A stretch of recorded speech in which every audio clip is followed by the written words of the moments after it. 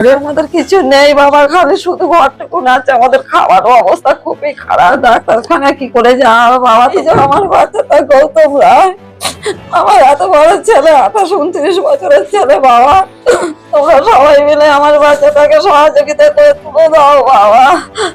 আর কি বলবো তোমাদের ঘরে বাবা, আমার বাচ্চাটা জানো তোমাদের সহযোগিতাতে উঠে পড়ে বাবা। মানুষ মানুষের জন্য, মানুষ মানুষের পাশে থাকায় মানুষের কর্তব্য। এর থেকে বড় কষ্ট আর কি, যে মায়ের কোলে সন্তানের যেভাবে 7 মাস প্যারালাইজ হয়ে পড়ে আছে। এই যে দাদাটা পড়ে আছে প্রায় 7 মাস ধরে প্যারালাইজ হয়ে, দাদার যে চোখের জল, যে কতটা কষ্টের মধ্যে আছে। সে একটা মানুষের উপর দিয়ে কত বড় ঝড় যাচ্ছে, একটা পরিবারের উপর দিয়ে কত বড় ঝড় যাচ্ছে, আমরা এসে এখানে বুঝতে পারলাম। তাই আপনাদেরকে অনুরোধ, যার যেমন হবে আপনারা এই স্ক্যান দেওয়া আছে, স্ক্যানারের মাধ্যমে এই পরিবারের পাশে বা এই যে নাম্বার দেওয়া আছে আপনারা কল করে এনারা এই পরিবারের সাথে যোগাযোগ করে এই ইনার পরিবারের হাতেও আপনারা অর্থ দিয়ে সহযোগিতা করতে পারেন। খুশির আলো ফাউন্ডেশন দিন দিন মানুষের কাছে হয়ে উঠেছে এক অনন্য নাম। যেখানে সাহায্যের প্রয়োজন সেখানে গিয়ে হাজির হচ্ছে খুশির আলো। জাতি ধর্ম বর্ণ নির্বিশেষে সকল মানুষের পাশে দাঁড়ানোই খুশির আলো ফাউন্ডেশনের মূল উদ্দেশ্য।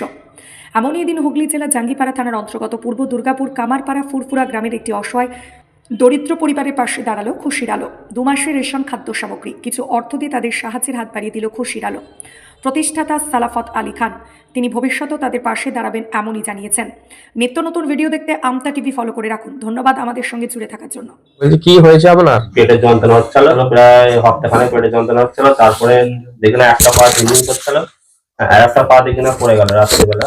ওইটা পিজিতে দেখানো, পিজিতে দেখে বাংলাদেশের ডাক্তার দেখলো, দেখে রামদিক হসপিটালে ভর্তি ছিল। 15 দিন ছিল না। 15 দিনের পরে বললো আমাদের এখানে এই মেশিন নেই। তারপর ঘরে নিয়ে আসলে অ্যাম্বুলেন্সে করে সব টিকিট ফিট কাটা হলো, ব্যাঙ্গালোরের সিনজন হসপিটাল, ওখানে ভর্তি হলো। ভর্তি হয়ে ওখানে একটা অপারেশন হলো। পিঠে যে স্পন্ডার পড়ে আছে সিনটা, তার ভেতরে টিউমার ছিল। শিরাগুলো লক হয়ে গেলে পাগুলো পড়ে গেছিল। ওইটা একটা অপারেশন হয়েছে, যে হাড়ের ভেতর থেকে নাটু রয়ে আছে, ওইটা করে বলেছিল। ওইটা অপারেশনটা করে নিচে যে ফিজিওথেরাপি করে মেশিন আছে, যে ওদের ইয়েতে ওতে ভর্তি করতে বলেছিল। ওতে প্রায় 4.5 লাখ থেকে 5 লাখ টাকা নিয়ে বলেছিল। অপারেশনটা প্রায় 1.5 লাখ টাকা নিয়ে করে দেবে বলেছিল। 1 মাসের ভেতরে ওকে দাঁড় করে দেবে বলেছিল। আমাদের পয়সা ছিল বলে চলে এলাম। কত খরচা? 6 লাখ টাকা খরচা। 6 লাখ মতো খরচা আছে, তাই তো? 6 লাখ টাকা খরচা করলে ভালো হয়ে যাবে নাকি আপনার? বিয়ানকে দিয়েছিল, বললো মোটামুটি। কোন জায়গাটা? চেন্নাই? চেন্নাই না, ওটা হচ্ছে ব্যাঙ্গালোর, সিঙ্গুর। আচ্ছা আচ্ছা। বললো ওখানে ডাক্তার বললো এটা করে যাও, আমার কাছে পয়সা ছিল না, ওই জন্য চলে এলাম। ডাক্তার বললো মাসখানেকের মধ্যে করে নি। আপনার নামটা কি তাহলে? আমার নাম গৌতম রায়। গৌতম রায়। পেটটা প্যারালাইজ হয়েছে, তাই তো? মানে উঠতে পারছে না। দাদার পরিস্থিতি খুবই খারাপ, কান্নাকাটি করছে। আপনারা এই ভিডিওটা আমাদের দেখে আপনারা এই দাদাকে একটু হেল্প করবেন। আমরা আপনাদেরকে হাত জুড়ে বলছি যে আমাদের যে খুশির আলো ফাউন্ডেশন, আমরা এই নূর মোহাম্মদ ভাই আমাদের যে সভাপতি, ওনাকে খবর দেওয়া হয়েছে। সেই খবর পেয়ে আমরা এনার দাদার কাছে এসেছি। এসে আমরা যতটুকু পারছি 1 মাসের খাদ্য দ্রব্য রেশন নিয়ে এসেছি। আমরা বাকি চেষ্টা করবো আমরা এনাকে আরো কিছু সহযোগিতা করার। আপনারাও কিছু সহযোগিতা করবেন, আমরা হাত জোড়া বলছি আপনাকে। আমাদের কিছু নেই বাবা, খালি শুধু ঘরটুকু আছে। আমাদের খাওয়ারও অবস্থা খুবই খারাপ, ডাক্তারখানা কি করে যাও বাবা। এই যে আমার বাচ্চাটা গৌতম রায়, আমার এত বড় ছেলে, 28-29 বছরের ছেলে বাবা।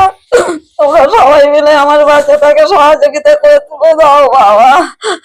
আর কি বলবো তোমাদের ঘরে বাবা, আমার বাচ্চাটা জানো তোমাদের সহযোগিতাতে উঠে পড়ে বাবা। মানুষ মানুষের জন্য, মানুষ মানুষের পাশে থাকায় মানুষের কর্তব্য। এর থেকে বড় কষ্ট আর কি, যে মায়ের কোলে সন্তানের যেভাবে 7 মাস প্যারালাইজ হয়ে পড়ে আছে। এই যে দাদাটা পড়ে আছে প্রায় 7 মাস ধরে প্যারালাইজ হয়ে, দাদার যে চোখের জল, যে কতটা কষ্টের মধ্যে আছে। সে একটা মানুষের উপর দিয়ে কত বড় ঝড় যাচ্ছে, একটা পরিবারের উপর দিয়ে কত বড় ঝড় যাচ্ছে, আমরা এসে এখানে বুঝতে পারলাম। তাই আপনাদেরকে অনুরোধ, যার যেমন হবে আপনারা এই স্ক্যান দেওয়া আছে, স্ক্যানারের মাধ্যমে এই পরিবারের পাশে বা এই যে নাম্বার দেওয়া আছে আপনারা কল করে এনারা এই পরিবারের সাথে যোগাযোগ করে এই ইনার পরিবারের হাতেও আপনারা অর্থ দিয়ে সহযোগিতা করতে পারেন।